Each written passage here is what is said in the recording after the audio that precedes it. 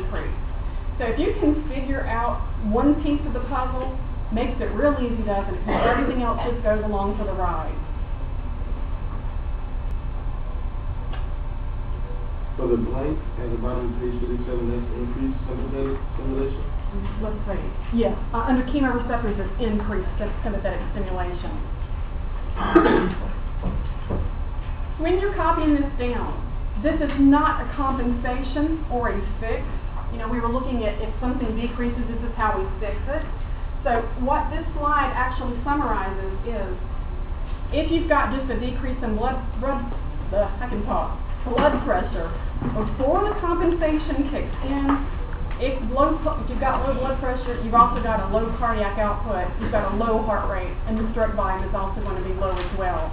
And of course, the compensation kicks in if you've got blood pressure that's too low to help restore it back to normal. Okay, so this is before the compensation kicks in, before the fix, okay? Does this make sense to you?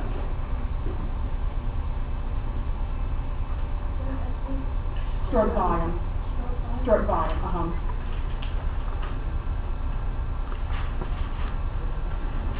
This is a lot to absorb in one sitting. Do you have questions so far? Does that work for a regular average person or just for everyone? Everybody. Yeah, it works for the average person.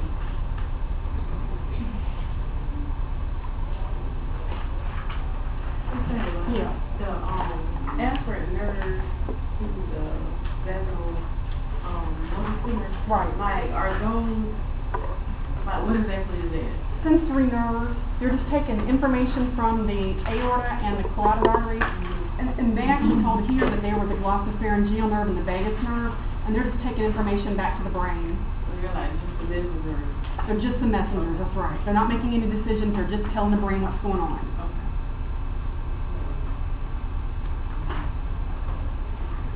Bottom of your page there, just want to mention these three to you.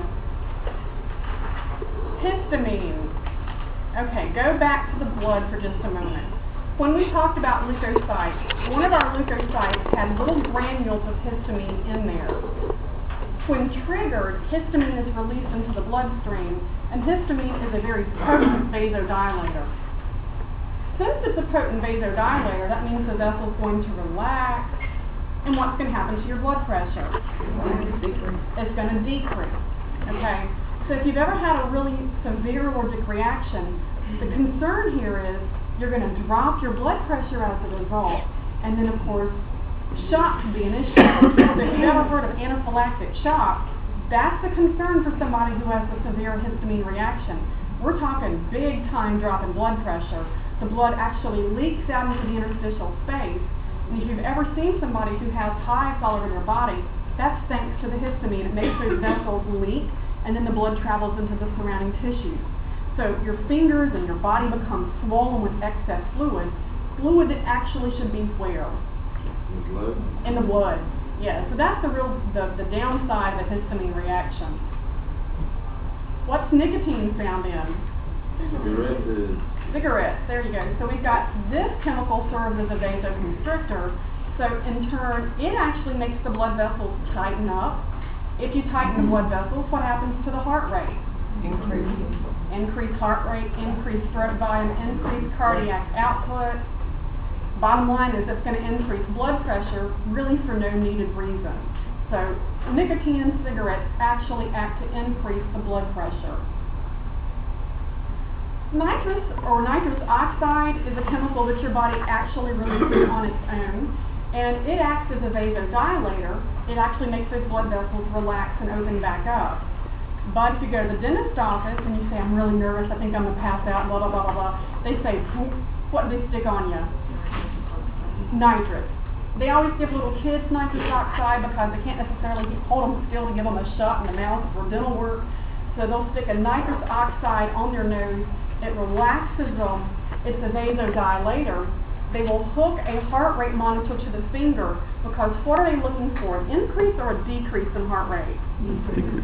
Decrease. Because if that heart rate drops too low, then they know they've got a problem with what else? Blood pressure. Blood pressure, exactly.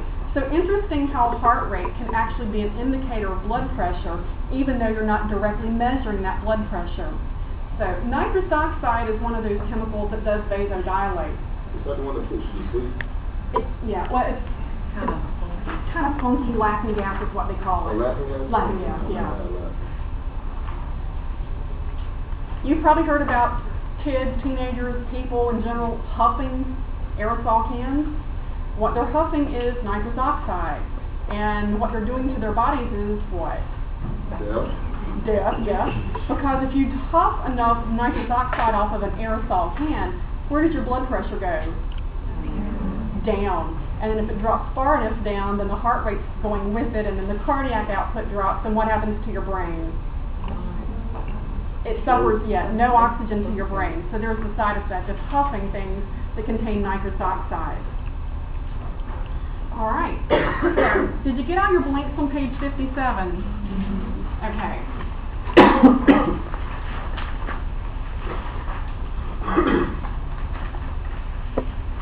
Bio 211 is the kind of course that we go around and around and around the same concepts. Here we go again with epinephrine and norepinephrine. We've seen almost all of this stuff before, so I want to just very briefly summarize this page. We know that these first two hormones here are neurotransmitters that operate under the sympathetic nervous system. So emotions, anger, excitement, those types of things will trigger epinephrine to be released. Those all increase your blood pressure. In fact, ADH and angiotensin also work to increase blood pressure. They do it through different mechanisms. What does ADH promote? Water retention, good. Not salt retention, just water retention. If you increase water retention, you're going to increase cardiac output. If you increase cardiac output, what else is increased? Blood pressure. Yeah, heart rate, stroke volume. So the more water you have in your bloodstream, the more everything goes up. Blood pressure, heart rate, stroke volume, cardiac output. So ADH would have a vasoconstriction? It is a vasoconstrictor, and that's why I put its alternate name vasopressin up here, because it does act as a vasoconstrictor as well. Good. Angiotensin is part of a cascading domino effect. Angiotensin can actually constrict blood vessels, and so can its descendant, which is aldosterone. So aldosterone promotes the retention of what? Sodium and water. Okay, so it does the same ultimate job as ADH, it just does it through a different mechanism. And the ultimate job we're doing here is to increase cardiac output by retaining fluid. That in turn is going to increase blood pressure, increase heart rate, increase cardiac output. So you see the whole kit and caboodle comes along for the ride. The only thing here that decreases blood pressure is ANP, atrial natriuretic peptide hormone. This one's produced by the heart in response to high blood pressure. You'll notice it acts as an antagonist to aldosterone, so it's working against the effects of water retention and sodium retention. So I know you've seen all that before and back in chapter 16, so I just want to briefly hit those for you again, because I want to get you to our next major topic, and that's capillary exchange. What kinds of questions do you have so far? Is your brain full? Your cup runneth over at this point. All right. What I left for you on page 59 and 60 are charts. If you like to do that kind of thing, go for it. I will post the answers for you sometime today or tomorrow on D2L.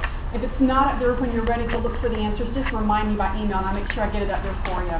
But basically, if you like to do that kind of thing to organize your thoughts in a chart, there you go. I've got a page or two there for you to work with. All right, what I'm going to do is I'm going to use the picture on page 61, and I'm going to explain 62 using page 61. So if you want to draw in that picture on the bottom of 61, that's what I'm going to attempt to do now on the board with you.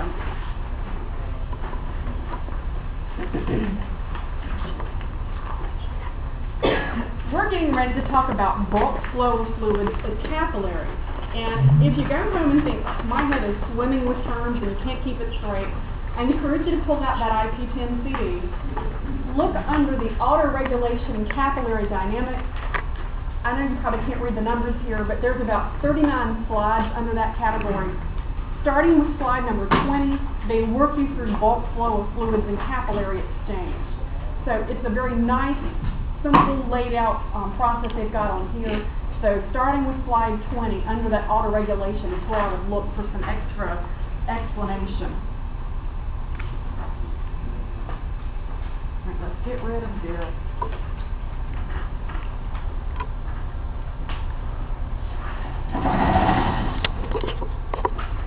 All right.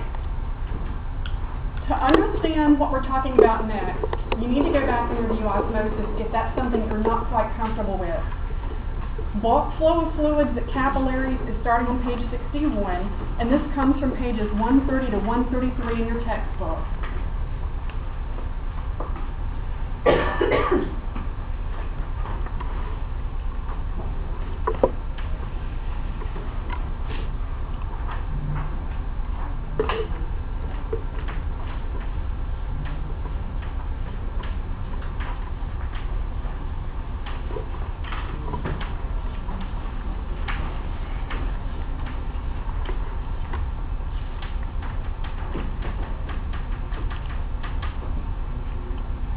Let's just talk about the setup on the bottom of 61 for starters. Going back to our blood vessel flow, arteries branch into smaller vessels called arterioles. What do arterioles branch into? Capillaries. Okay. So I'm starting off here with a capillary, and we say that this is the arterial end of the capillary because that's what's feeding into this capillary here.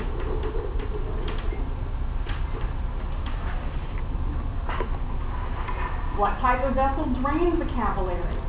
Venule. Venule, okay.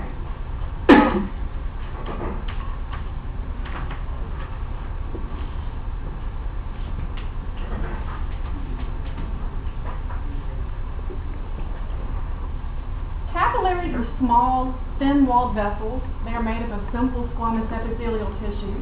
And you might recall we talked about them being about the thickness of a blood cell. So I've brought back our blood cells here to take a look. So we're looking at a very small vessel, one cell layer thick for the wall of this blood vessel. In blood plasma, we also have dissolved items. We have solutes. This is going to be just some random solute for us. Okay? We also have proteins. You might recall this is an antibody. They're flowing through the blood as well. And then I've just got some other types of proteins, perhaps things like albumins or other types of proteins that help to maintain blood pressure. So you notice we've got a lot going on here inside this blood vessel. That's going to be key for us understanding the flow of fluids through. Okay, do you recall from that little graph approximately what blood pressure was when it entered into your arterial end of the capillary? They say in your textbook it's around 35 millimeters mercury pressure of that blood coming into the arterial end. So I'm going to come down here, and on this arterial end of my capillary, we're going to jot down that this is about 35 millimeters of mercury pressure.